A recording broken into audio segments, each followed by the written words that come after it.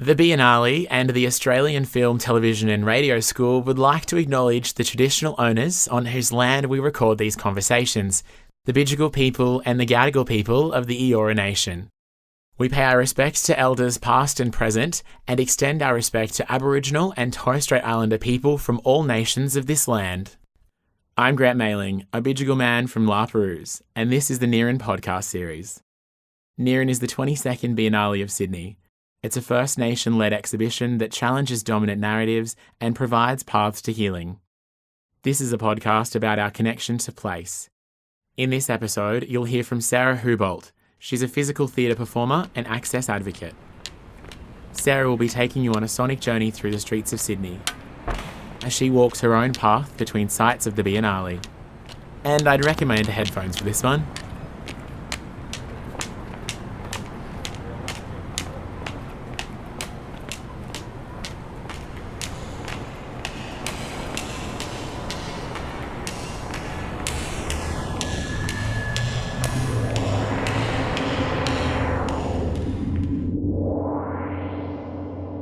Today, we're going to be walking from the National Arts School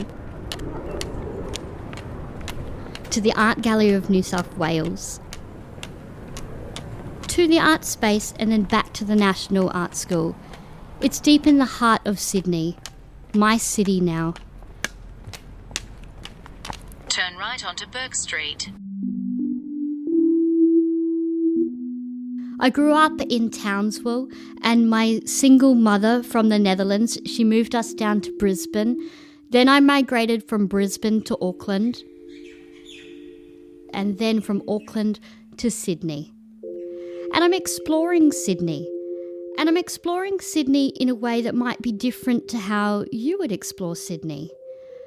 I am white, I am short-statured, I wear glasses, and when I walk down the street, I use my sense of hearing, my sense of touch, my sense of intuition to navigate the world. I use my phone and I use Google Maps to find where I'm going because I don't read the street signs. This is a story of what it means to be one contemporary human in a sea of blurry people on a not-so-even path.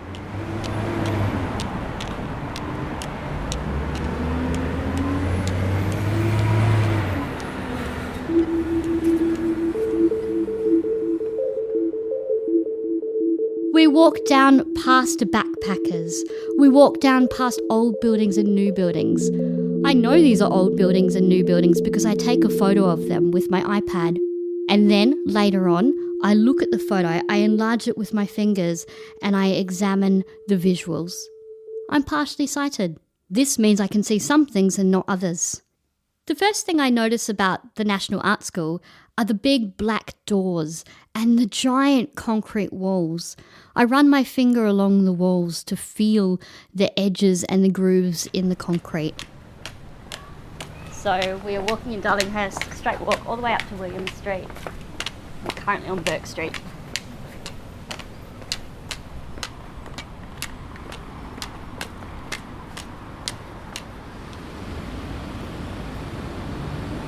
Walk west on William Street.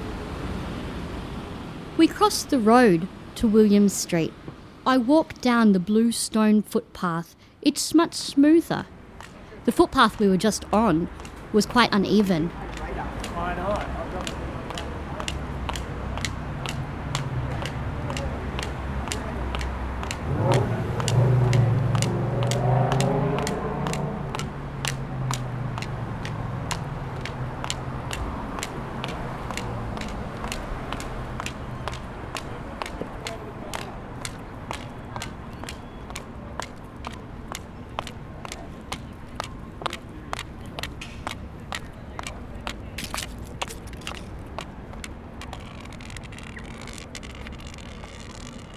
When we get to the smooth bluestone footpath, it's a sense of relief.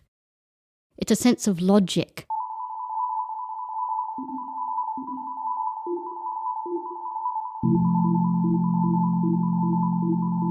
We pass buildings that I don't know what they are.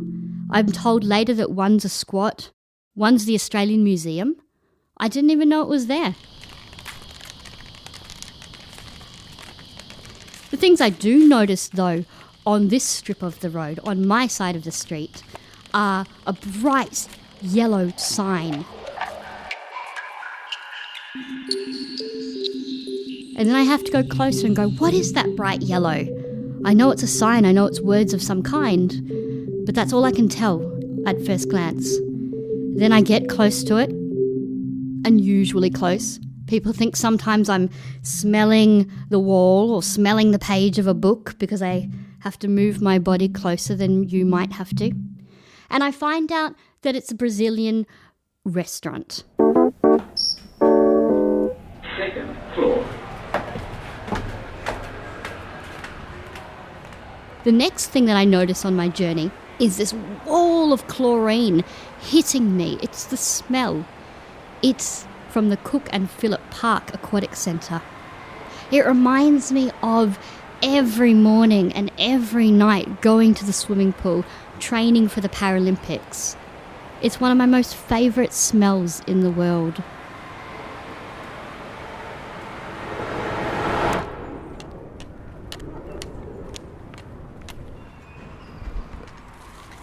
I hear water. It's not the pool water, it's softer. It's a fountain. I'm on the plateau right in front of St. Mary's Church.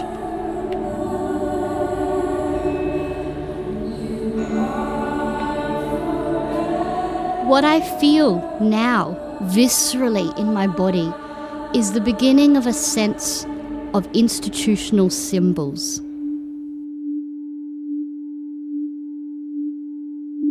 We are on stolen land. I am passing things that feel colonial.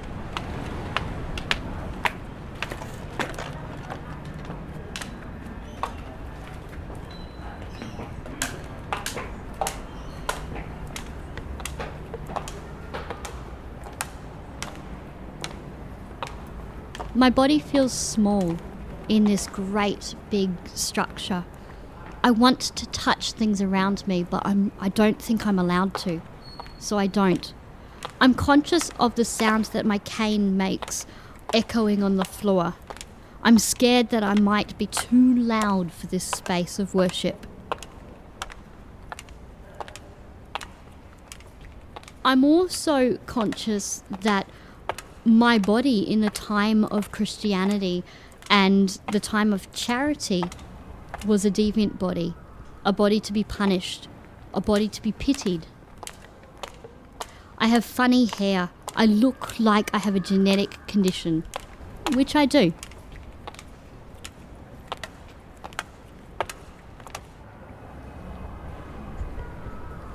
So I sit in St. Mary's Church not knowing if I belong there. I try and take it in like you might, but I know it won't be the same.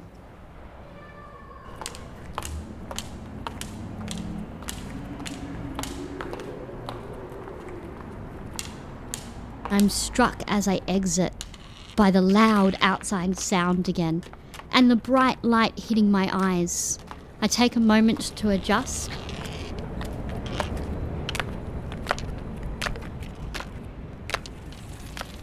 I feel with my white cane the steps to go down to the footpath, and I keep going on the journey. Turn right onto College Street. I walk along, I'm focusing on my task at hand, I'm following the blue dot. And I'm on my side of the street. If you're seeing me walk down my side of the street and you're across the other side and you wave at me, I will not notice. I only notice if you come up and say hello. That means also that as I'm walking on my side of the street, I won't notice the monuments, the buildings, the shops, the cafes, the bus stop that might be on the other side of the road. There are statues, there are monuments. I feel that they are there.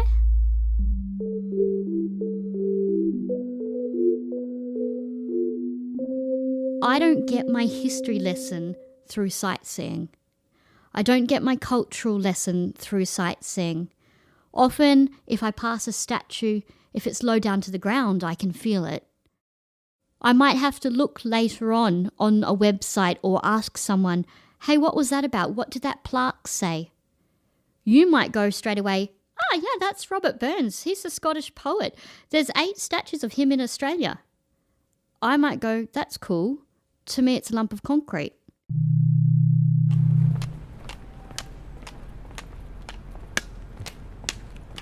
The next thing we pass is old buildings, and behind these old buildings is the old Mint, and we pass the Fraser Memorial Fountain. We're going up the road through the domain to the Art Gallery of New South Wales. When I get to the steps of the art gallery, I am immediately at peace. I know that I can walk into the Art Gallery of New South Wales and feel safe. Today I'm greeted by somebody I know and they say, "Hi Sarah, welcome." All of this unknown of the outside world, trying to navigate the streets and work out how to walk around my city. I am so relieved when someone comes up and says, "Hello Sarah."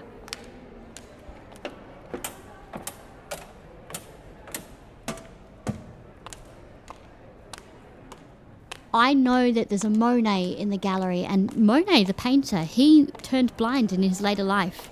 So I know my body is represented. The ceilings are tall and high. There's lots of architectural features here, and it does bring you back to those sort of grand European galleries. We're right now in front of a double hang, so this is a salon hang. Below we have a painting by Paul Cézanne, and above we have our one Monet. So what we're looking at here is a tumultuous coastal view. We're seeing the green and the blue flow of the ocean lapping up against all the little sort of rocky outcrops at Berlioz. I'm overwhelmed with joy when someone audio describes the art pieces to me. It makes me feel like I have a place there, that I can enter the building. And the weather is very changeable. The wind and the weather can be quite taxing. So what we're seeing is that sort of lapping of the waves on those rocks, hence the white highlights. Monet has used broken colour, so we can see in the brushstrokes, so really raw, thick brushstrokes, dabs or tashes of green, emerald green, ultramarine blue, pale blue, sky blue, and then little flicks of white which show that sort of foam. It has a very sort of thick and bold, ornate gold frame. The work is a domestic size work, so I would say it's about 75 centimetres wide and about 120 centimetres tall. So it's one that could be in a domestic setting, but also fits quite nicely in a gallery setting. Beautiful. The rocky outcrops show the harsh landscape, so the rocks seem quite rugged and rough. They almost look like they're sort of volcanic sort of rock. You can see where it's been weathered away. And there's little tufts, just very minor flicks of green on those rocky outcrops, perhaps again suggesting that harsh coastal. Slide left towards Wilson Street. I feel the familiar feel of the Braille trail underneath my feet, the tactile indicators. You might notice these as silver or white or bright yellow markings on the ground that look like stripes and dots. I feel those stripes and dots underneath my feet. The stripes are telling me a direction and the dots are telling me to stop. My cane hits them and it gives me information about the world. Tap, tap, tap, tap.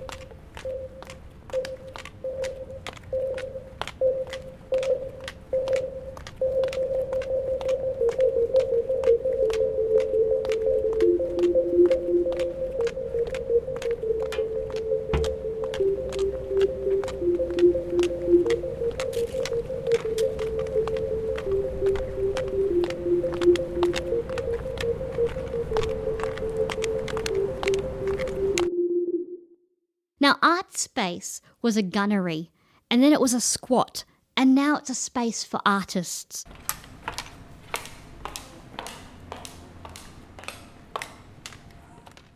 Luckily, on the day I visited Artspace, there was a video installation, and there were these big, giant screens that took over almost the whole wall of a dark space. I could sit on a comfortable seat there and absorb a piece of art which had sound. It had someone speaking in the video, and it had a compartmentalised view of the world that was part of their arts practice, which is actually how I see the world.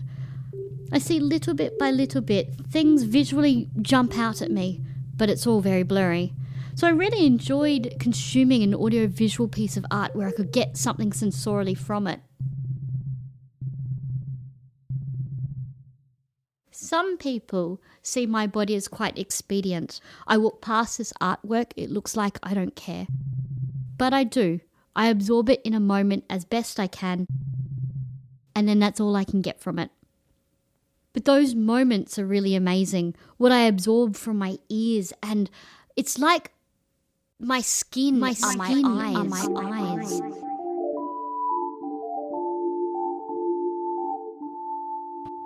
Walk west on Nicholson Street towards Burke Street.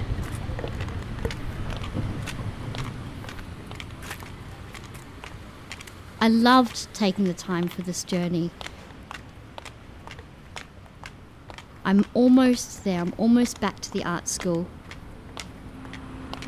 Turn left onto Burke Street. And my hand presses on the circular round buzzer.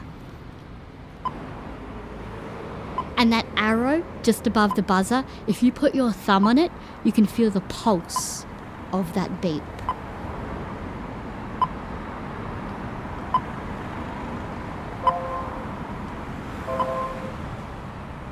And it pulses. And it pulses. And it pulses. And it pulses. And it pulses. And it pulses. And it's taking quite a long time with that same standard beep, beep, beep. And if that sound, the change in the beeps to a fast-paced beep, if that doesn't change for me, I don't cross the road. I didn't make it back to the art school. That's okay. I started at the art school, so I know where it is, I know what it is. But my journey just took a turn. And that's unexpected. And that's life, that's what happens. So I get out my phone again. I notice the blue dot on Google Maps. And I call a taxi. I must tell you, I'm a bird girl. I am better at flying around the world, swinging from a trapeze blindfolded, than walking down the street.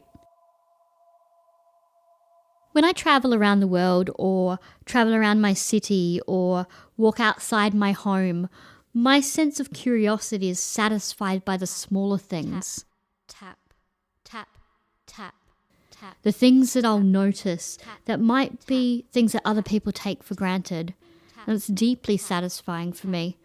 So I can't tell you where the monuments lie, or what it's like to sightsee, or what it's like to know what's around me. But I am deeply satisfied by my curiosity of just simply being present and feeling the feels that my body can feel. You have arrived.